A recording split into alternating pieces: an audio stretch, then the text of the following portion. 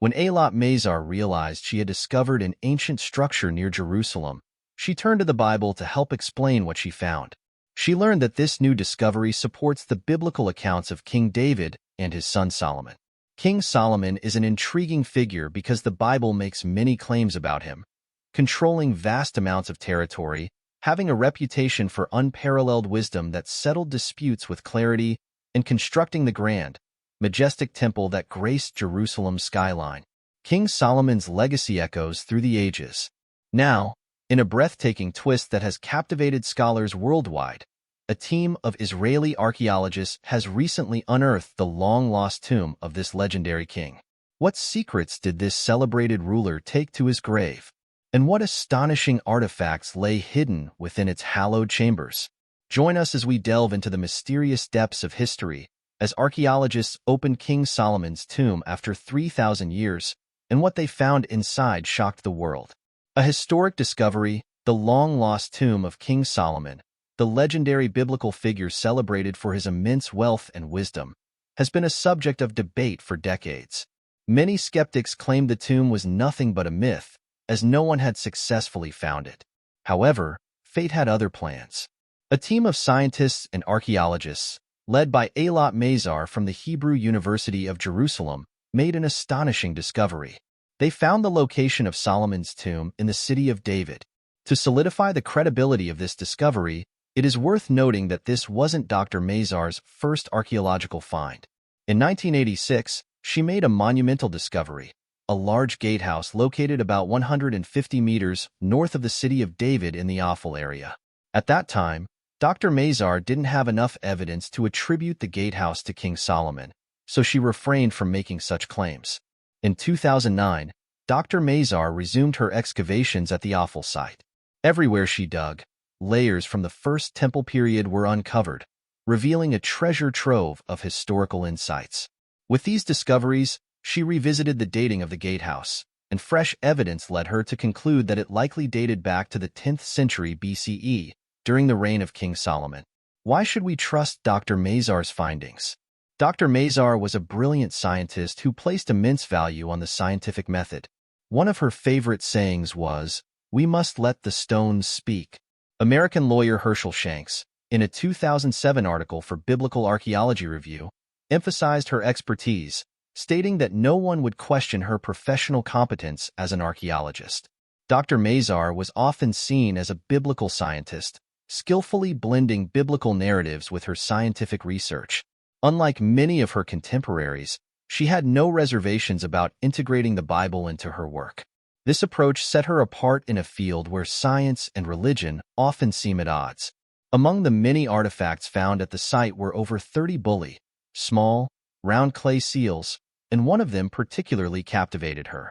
Dr. Mazar's excitement and dedication to her work were evident, contrasting with the typical skepticism toward combining science and religion. Her profound expertise in archaeology played a crucial role in this significant discovery. What makes this discovery even more astonishing is that the team wasn't even looking for Solomon's tomb. Instead, they were searching for something much larger. Mazar and her team were excavating the oldest part of Jerusalem, hoping to find King David's palace. During their work, they uncovered a massive wall segment, about 2,110 feet long, known in Arabic as the Cave of the Kings. What is this place? What is its purpose? Who built it and why? The archaeologists were eager to find out. The segment they uncovered included a gatehouse, a corner tower, and a royal structure. The archaeologists were stunned by the wall's size, suspecting it might be part of an even grander building, such as a temple or palace. They were thrilled at the possibility that this structure was connected to King Solomon's reign. Radiocarbon dating indicated that the site was from the period when King Solomon ruled. Dr. Mazar noted that this was the first time they had found a structure from that era that could match the descriptions of King Solomon's buildings in Jerusalem. But could this have been built by another king, not Solomon? Dr. Mazar explained that there weren't many kings from the 10th century who could have built such a structure. Essentially, it could only have been David or Solomon. According to the Bible, King David, known for his battle with Goliath, was the father of King Solomon, who is credited with constructing the first temple of Jerusalem on the Temple Mount. Ceramics discovered near the wall helped date the structure to the second half of the 10th century BCE, the era of King Solomon. Near the gatehouse, they found large earthen and water storage vessels, one of which bore a Hebrew inscription indicating it belonged to a high-ranking government official. Other finds included figurines typical of 10th century BCE Jerusalem, such as four-legged animals and large-breasted women, likely symbolizing fertility. Moreover, archaeologists found jar handles with inscriptions mentioning the king and various Hebrew names. This made the discovery even more fascinating and important. The historical and archaeological value of these finds cannot be overstated, as they provide a deeper understanding of the period and its people. Discoveries in ancient offal for archaeologists have made uncovering King Solomon's temple a monumental goal.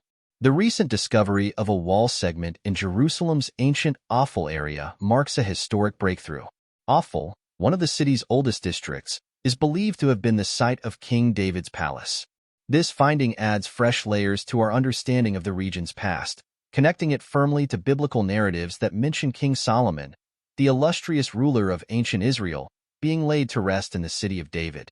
This discovery carries profound implications as it supports the biblical portrayal of Solomon as a powerful king overseeing a significant kingdom, challenging previous views that diminished his role to that of a minor tribal leader. The city of David, named after Solomon's father, King David, is considered the oldest part of Jerusalem, situated just south of the present-day Old City. This area holds historical significance as it is believed to be where King David established his capital after capturing Jerusalem from the Jebusites. Extensive archaeological excavations in this area have unearthed numerous ancient structures and artifacts that shed light on Jerusalem's early history. The city of David, also known as Wadi Hilwa, is an archaeological site seen as the original nucleus of ancient Jerusalem during the Bronze and Iron Ages. Located on the southern part of Jerusalem's eastern ridge, it lies between the Kidron Valley to the west and the Tyropoeon Valley to the east, south of the Temple Mount. The site features remnants dating back to the Middle Bronze Age, including defensive structures around the Gin Spring. Notable discoveries include large stone buildings and stepped stone formations from the Iron Age, sparking scholarly debates about their possible connection to King David or a later era. One of the remarkable discoveries in the city of David is the Solomon Tunnel, also known as Hezekiah's Tunnel. This ancient engineering marvel was constructed to bring water into the city, showcasing the advanced skills of Jerusalem's ancient inhabitants. Originally attributed to Hezekiah, recent excavations suggest it may be even older. Alongside this tunnel, archaeologists have unearthed Roman-era remains, such as the Pool of Siloam and the Step Street. Today, these excavated areas are part of Jerusalem Walls National Park, managed by the Israel Nature and Parks Authority and operated by the Alad Foundation. Situated in Wadi Hilwa, an extension of the Palestinian neighborhood of Silwan in East Jerusalem, adjacent to an Israeli settlement, this park is a significant archaeological site. Another significant discovery is a large stone structure, believed by some to be the remains of King David's palace. If this massive building is indeed connected to David and Solomon, it underscores the city of David's historical importance as a center of power and administration during their reigns. Despite recent groundbreaking discoveries and significant artifacts found, previous archaeologists struggled to definitively locate any royal tombs belonging to Solomon or his successors. There are several reasons why the tombs of ancient Israelite rulers, such as Solomon, have not been found. One possible reason is that the city of David is vast, and not all parts have been thoroughly excavated in previous efforts. Another possibility is that, over centuries of Jerusalem's turbulent history, including wars and invasions, these tombs may have been destroyed or severely damaged. As a result, ancient structures could have been buried beneath later constructions. However, these challenges did not deter archaeologists from pursuing the search for these royal tombs. They recognized the profound significance such discoveries would have in shedding light on the rulers of ancient Israel and their burial practices. Uncovering these tombs would offer critical insights into that era's governance and cultural customs, enriching our understanding of ancient Israelite society. Nevertheless, the discoveries made within the city of David have been invaluable. They have allowed archaeologists and scientists to piece together the history of Jerusalem and the daily lives of its inhabitants during the United Monarchy period. Each new find has expanded our knowledge and provided clarity about the past, offering glimpses into the rich tapestry of ancient Israelite civilization. The mysteries of Solomon's tomb have been a subject of fascination for centuries. Before Dr. Mazar's groundbreaking discovery, numerous speculations swirled about where Solomon's tomb might lie. Some speculated that it rested beneath the Temple Mount, a site revered by Judaism, Christianity, and Islam alike. Known as Haram al-Sharif in Islam, this noble sanctuary is where Prophet Muhammad's celestial night journey, mounted on a winged horse, is believed to have occurred, an event commemorated by the Dome of the Rock, an architectural marvel of Islam. Over the centuries, the Temple Mount has been contested terrain, seized and ruled by diverse peoples, including the Jebusites, Israelites, Babylonians, Greeks, Persians, Romans, Byzantines, early Muslims, Crusaders, Mamluks, Ottomans, and the British. Spanning just 35 acres, it has witnessed more historical turning points than perhaps any other site globally. Yet, archaeologists faced significant hurdles in uncovering its buried secrets. The Waqf, the Islamic trust in charge of overseeing Muslim holy sites on the Temple Mount, historically barred extensive archaeological digs, citing religious sanctity and resisting what it viewed as sacrilege. Despite sporadic surveys by adventurous Europeans in the late 19th century and limited excavations by the British during the renovation of the Al-Aqsa Mosque in the early 20th century, the depths beneath the Temple Mount remained largely unexplored. This limited exploration meant that, even if Solomon's tomb lay concealed there, finding it remained a formidable challenge. Without systematic investigation, the notion of hidden chambers beneath the Temple Mount, while intriguing, remains speculative due to the absence of conclusive evidence. Ancient texts and traditions hint at royal burials near or around the Temple Mount, with stories suggesting that kings like Solomon were possibly interred close to this sacred precinct. The connection to Solomon's temple, the epicenter of Israelite worship built under King Solomon's guidance, further fueled beliefs that his final resting place might be near this revered structure. Additionally, some ancient texts allude to hidden chambers and secret passages beneath the Temple Mount, suggesting the existence of rooms or tunnels where significant artifacts, possibly including royal tombs, might have been concealed. Unfortunately, the inability to explore these areas makes it challenging to substantiate these intriguing tales. Archaeologists have conducted meticulous investigations around the Temple Mount, but have yet to unearth definitive evidence of Solomon's tomb. These efforts are carefully executed to preserve the site's integrity and historical significance. While these excavations have yielded fascinating artifacts and structures, the mystery of Solomon's final resting place remains unresolved. If, as some speculate, Solomon's tomb lies within the Temple Mount, its discovery would mark a profound moment not only for archaeology, but also for enthusiasts of history and religion. Yet the quest for Solomon's tomb spans beyond the Temple Mount. Mount Zion has also been proposed as a possible site for Solomon's tomb, traditionally associated with the city of David. However, this belief stems from a historical misunderstanding. King David's actual burial site lies in the southeastern part of Jerusalem's Old City, known as the City of David. Early 20th century excavations by French archaeologist Raymond V uncovered structures he believed to be royal tombs in the area. Today, it is widely accepted that David was buried in the City of David, south of the Temple Mount, debunking the notion of Solomon's tomb being on Mount Zion. According to some accounts, there is a belief that Solomon's body was taken to Ethiopia and buried in a hidden place. This idea is supported by long-standing Ethiopian traditions that claim to have relics connected to Solomon, including his crown and throne. Another theory proposes that Solomon's body may not have been buried at all, but instead could have been cremated or otherwise destroyed. This theory arises because there is no clear evidence or archaeological discoveries that definitively identify where Solomon's tomb might be. The mystery surrounding Solomon's ultimate resting place remains a captivating topic for scholars, historians, and archaeologists as it continues to be shrouded in uncertainty and intrigue. Deep beneath the busy streets of Jerusalem's Old City lies a hidden world of mystery and legend. This secret place whispers ancient secrets to those brave enough to explore its dark corridors. Zedekiah's Cave is at the heart of this underground realm. Also known as Solomon's Quarries, this enormous limestone quarry has fascinated scholars, adventurers, and curious visitors for centuries. Legend has it that this vast underground chamber, stretching over 5 city blocks, served as a hiding place for King Zedekiah, a Judean ruler from the 6th century BCE. During the siege of Jerusalem, King Zedekiah sought refuge in the cave as the Babylonian army advanced. The biblical commentator Shlomo Yaki, affectionately called Rashi, tells a thrilling tale of Zedekiah's escape. He describes how the king hid in the cave and fled through its winding passages toward the plains of Jericho. As Zedekiah made his way through the darkness, a miraculous event unfolded.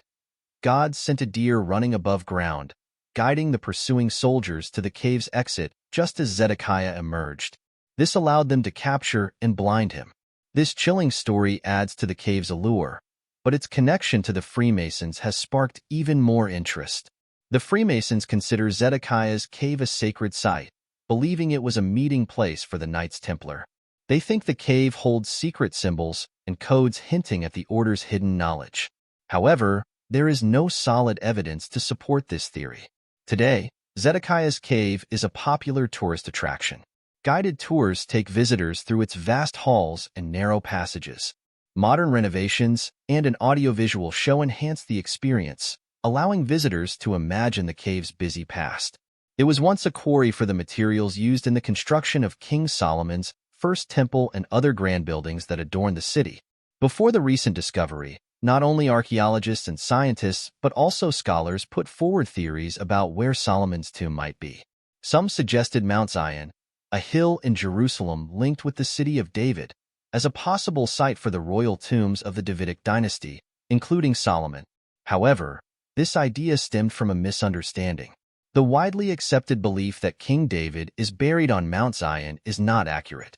In reality, King David's burial place lies in the southeastern part of Jerusalem's Old City, south of the Temple Mount, known today as Ir David, or the City of David. According to 1 Kings 2 verse 10 in the Bible, King David died and was laid to rest in the City of David. The text also notes David's reign over Israel for 40 years, encompassing 7 years in Hebron and 33 years in Jerusalem. Following David's passing, Solomon succeeded his father on the throne and established his rule. Despite this, Zion historically refers to ancient Jerusalem.